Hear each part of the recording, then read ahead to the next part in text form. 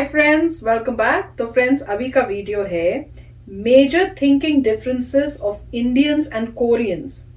दो देशवासियों की सोच में क्या अंतर है। चलो देखते हैं भाई क्या अंतर है। तो वीडियो शुरू करते हैं, पर वीडियो शुरू करने से पहले अगर आप चैनल पर नए हो और आपने अभी तक सब्सक्राइब नहीं किया तो जल्दी से पहले सब्सक्राइब के बटन और बेल आइकन को क्लिक कर लो ताकि आपको हमारे सारे न्यू वीडियोस के नोटिफिकेशन मिल जाए जैसे हम अपलोड करें। अगर आपको वीडियो पसंद है please like and share. And हमारा दूसरा चैनल, ट्विटर, इंस्टाग्राम अकाउंट सबके डिटेल्स है डिस्क्रिप्शन बॉक्स में, उनको भी सब्सक्राइब और फॉलो कर लेना। चलिए शुरू करते हैं। नमस्ते, मेरा नाम है जुहाक ली और मैं हूँ दक्षिण कोरिया का निवासी। हमारे चैनल कोरिया का लाला में आपका स्वागत है। तो दोस्तों, आज की इस वीडियो में बात करने वाला हूँ सोच की। सोच ऐसी चीज है जो इंसान के दिमाग से उत्पत्ति होकर उस देश के वातावरण के हिसाब से बदल जाती है। तो आज की इस वीडियो में मैं 5 ऐसे बड़े सोच डिफरेंस की बात करने वाला हूँ जिसके बारे में भारतीय लोग बिल्कुल अलग सोचते हैं और हमारे कोरिया के लोग बिल्कुल अलग सोचते हैं। तो वीडियो को अंत तक जरूर देखना, क्योंकि अगर ये चीज नहीं जानेंगे तो कोरिया आके मुसीबत बढ़ने की 100% संभावना है। पहला डिफरेंस, भारत में लोग सड़क पे मिलने वाले अनजान से भी बात करेंगे, लेकिन कोरिया में अनजान आदमी से बात करना एक बहुत बड़ी बदतमीजी मानी जाती है।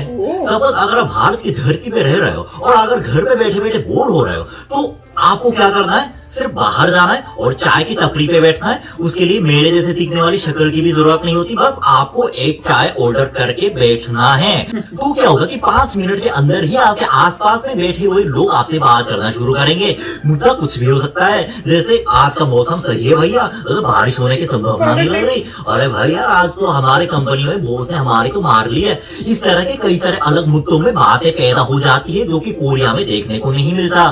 वैसे बीमा साउथ कोरिया भारत में मेरे को सबसे बड़ा कल्चरल डिफरेंस ये लगा कि लोग ट्रेन या मेट्रो में एक ही डिब्बे में साथ में बैठने वाले लोगों से बात शुरू कर देते हैं जबकि वो अनजान है। मान लो कि अगर आप दिल्ली से मुंबई जा रहे हो ट्रेन में और डिब्बे में आप किसी को नहीं जानते, लेकिन अगले दिन देखेंगे कि वो डिब्बे के कुछ लोग आपके दोस्त बन गए होते हैं। ऐसा मेरे साथ भी हुआ है, लेकिन कोरिया में ऐसी चीज कतई नहीं है। इस बात को गांठ बांध लेना अपने दिमाग में, क्योंकि कोरिया के ट्रेन में अगर आप बगल में बैठे हुए किसी भी इंसान से यानी मानव जाति से बात करेंगे ना, ये मैटर नहीं करता कि छोरा हो या छोरी, तो वो आपको ऐसी नजरों से देखेगा कि ये एलियन कहाँ से टपका है कि मेरे से बात करने चला आया। वैसे इन दोनों में से कोई भी सोच बुरी नहीं है, लेकिन इसके पीछे वजह हो सकती है कि भारत में एक तो इतनी आबादी है कि कहीं भी जाओ आपको भीड़ मिल जाती है।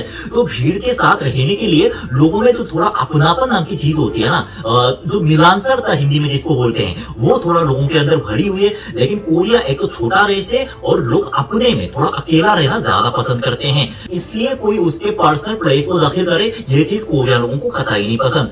अगर आपको भीड़ में थोड़ा लोगों के साथ मजे करना है तो भारत आपके लिए बेहतर है, लेकिन अगर आपको थोड़ा लोगों से दूर तन्हाई में आराम चाहिए तो कोरिया बेहतर है। और दूसरा अंतर, भारत में क्या पूरी दुनिया में चिकन और फिश इन दोनों चीजों को नॉन वेज माना जाता है, जबकि एकमात्र हमारे साउथ कोरिया में चिकन और फिश को वेज माना जाता है। जी हाँ, आपने बिल्कुल सही सुना, आपने ईयरफोन ठीक करने की जरूरत नहीं है। इसके पीछे वजह क्या है मैं बताता हूँ। एक तो ज्यादातर कोरियन लोगों को वेजिटेरियन शब्द का अर्थ ही नहीं पता, और कोरिया के स्कूल में या मेस में, हॉस्टल में, कंपनी में, आप कहीं भी जाकर देखो, हर टाइम कुछ ना कुछ मीट सर्व किया जाता है। और एक बात, कोरिया के फ्रेंड्स ग्रुप में ना हर पूछने का एक ये तरीका है कि अरे भाई क्या हाल है, तुमने पिछले महीने कितनी बार चिकन खाया।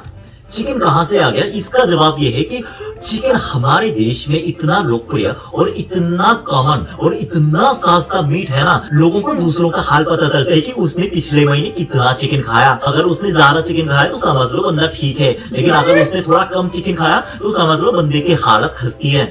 ये होता है।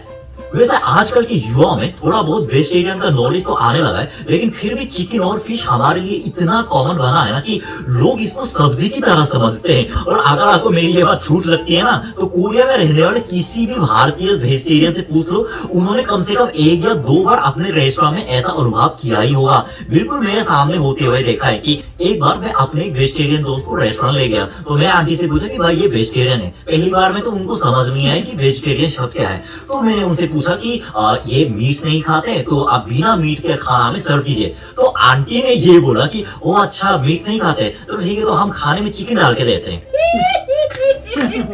मतलब ये है कि अब कोरियंस को बाकी सारे मीट नॉन वेज लगने लगे हैं, लेकिन फिर भी चिकन अभी तक हमारे दिमाग में वेज के रूप में शामिल है।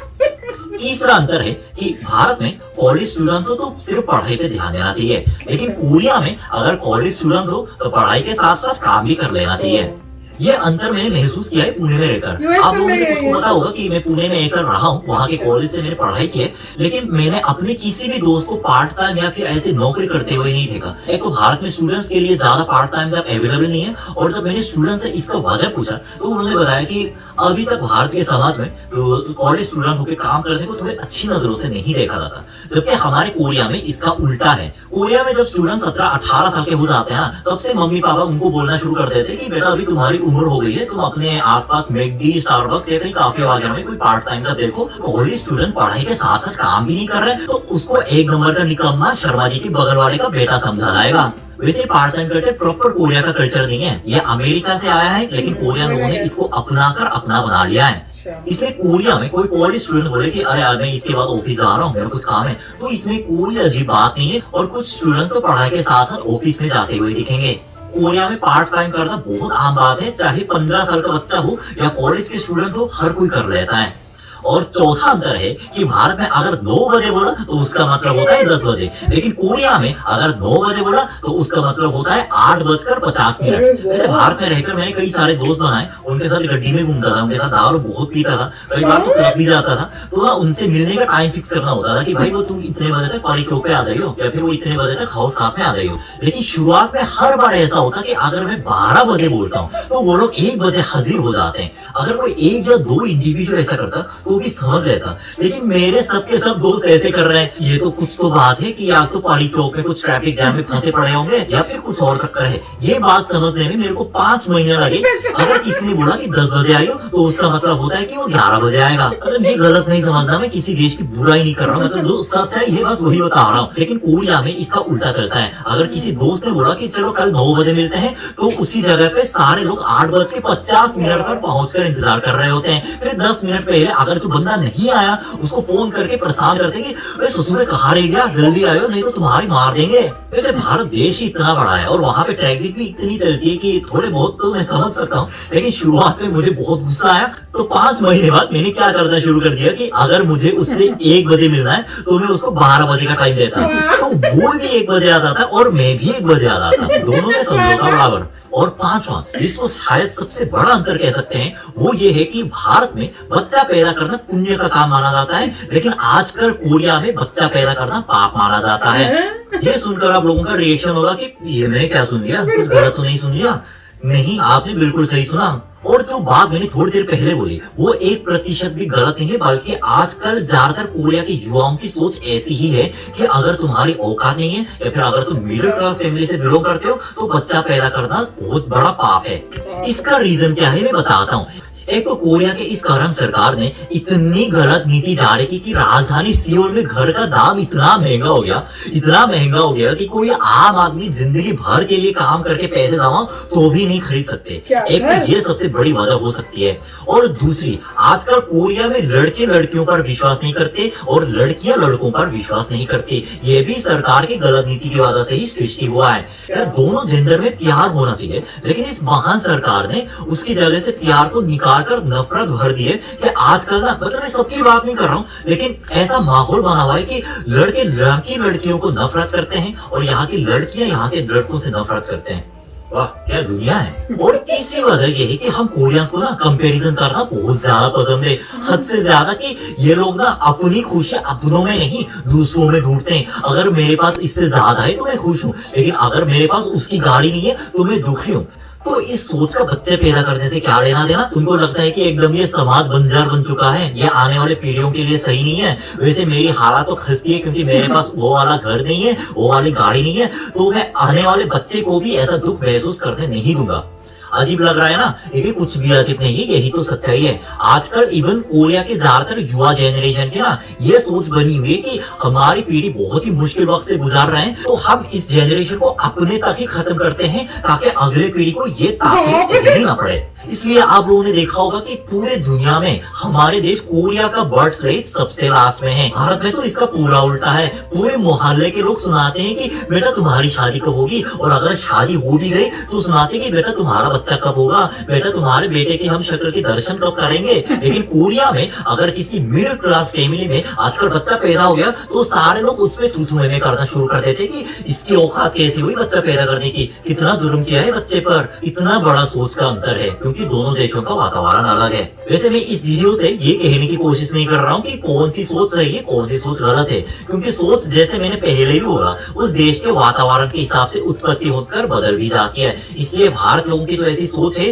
वो कोरियन लोगों की अलग हो सकती है। बस मैंने इतना बताया। तो आज का मेरा वीडियो यहाँ समाप्त होता है। कैसा लगा आप लोगों को मेरा वीडियो? मैं वापस आऊंगा और मजेदार वीडियो के साथ। तब तक सावधान रहिए, सतर्क रहिए। जय साउथ कोरिया और जय हिंद भी। तो फ्रेंड्स, बड़ा मजेदार वीडियो था और मैं तो इस बात पे हैरान हो रही थी, कोरिया में रहते हैं, रह के जैसे लगा मुझे इस वीडियो में कि कोरिया में रहते हैं कुछ क्या 1 साल के लिए शायद पुणे, अच्छा पुणे था कि पटना में भूल गई, तो वहां पे रहने पढ़ने के लिए आए और 1 साल में क्या हिंदी सीखी। पर एक बात है कि दोस्त ऐसे थे कि टपोरी हिंदी सिखाई दोस्त ऐसे थे कि टपोरी सिखा रही, मगर ये अच्छी थी, बहुत अच्छी थी, मजेदार थी, बहुत अच्छी बनाई थी। पर मैं तो स्टाइल ऑफ स्पीकिंग, मैंने कहा यार ऐसी तो हमें भी नहीं बोलनी आती, ये 1 साल में कहां से सीख ली। और कहाँ थे भाई, हमें भी बताओ, हम भी ऋषि को भेजेंगे।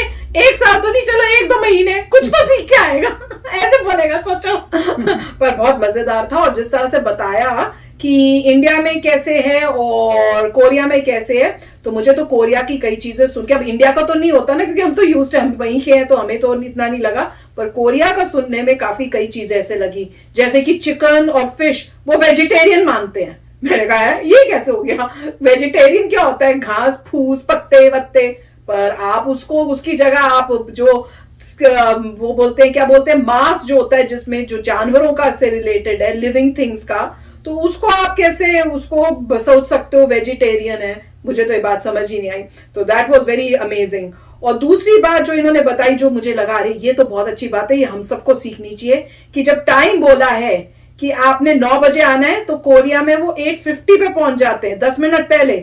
और हम लोग वो तो हम भी ऐसे ही हैं, मैं भी ऐसी हूँ, ये भी ऐसी होते कई बारी कि टाइम बोला जाएगा कि भैया 1 बजे घर से निकलना है, तो 1 बजते बजते 2:30 मतलब 1 बजे तो 1:30 तो हो ही जाएगा अगर मैं शोर मचा रही हूँ, और अगर मैं शोर नहीं मचा रही हूँ तो हम 2 बजे डिपेंड करता है। देखिए अगर यहाँ पे यूएस में लोग टाइम के बहुत पाबंद हैं, हाँ वैसे तो यूएस में तो अलग सिस्टम है।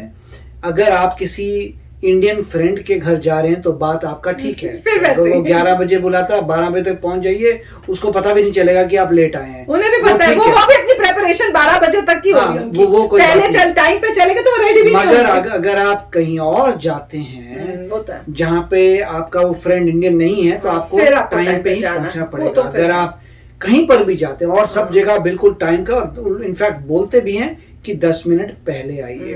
डॉक्टर भी कहता है कि 10 मिनट पहले आइए, जबकि डॉक्टर 6 घंटे लगाए आने, वो तो मैं बिठाए रखे। मगर उसका ये कि अगर आप 15 मिनट के अंदर नहीं आए तो आपकी अपॉइंटमेंट कैंसिल कर देगा, आपको बिल भेज देगा, पैसे ले लेगा। तो काफी, और इसमें कई बातें जो हैं वो सही हैं मेरे ख्याल से।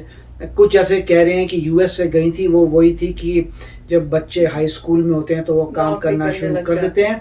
इसका मतलब ये नहीं होता कि वो, अगर आपको मैकडॉनल्ड्स में कोई बच्चा काम कर रहा है, इसका मतलब ये नहीं है कि आप सोचो कि निकम्मा है जो काम कर रहा है।